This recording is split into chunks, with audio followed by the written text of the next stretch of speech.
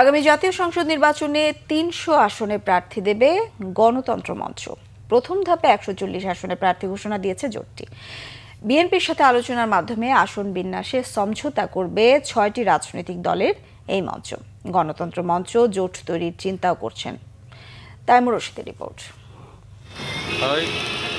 আগামী সংসদ নির্বাচনকে সামনে রেখে এরই মাঝে ভোটের মাঠে নতুন সব জোটের গুঞ্জন।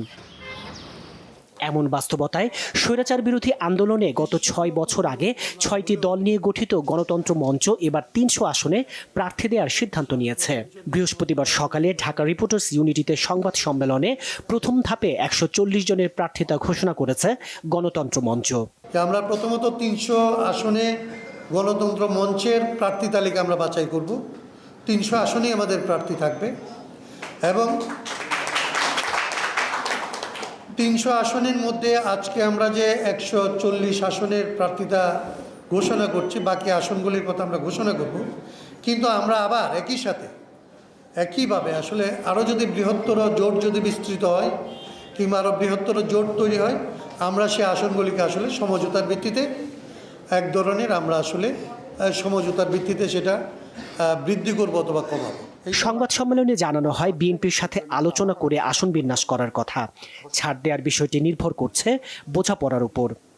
আমরা আমাদের বিএনপি সহ যুগপথ শরীরদের সাথে নিশ্চয়ই আমরা আলাপ আলোচনা করব, কথাবার্তা বলবো।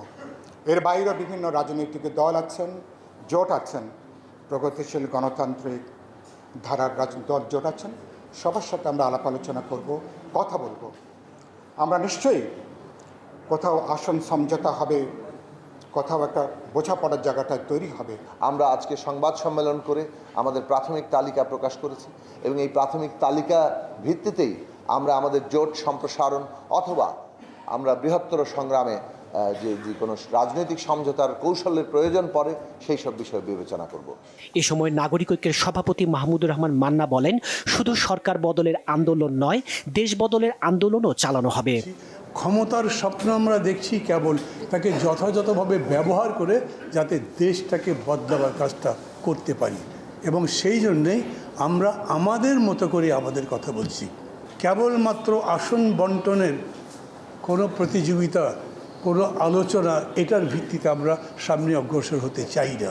আমরা যাদের সাথেই কথা বলবো, আমরা কারোর সাথে কথা বলার ব্যাপারে রিজার্ভেশন রাখছি না, কিন্তু যাদের সাথেই কথা বলবো তাদেরকে বলবো আমরা এরকম একটা দেশের স্বপ্ন নিয়ে লড়াই করেছি।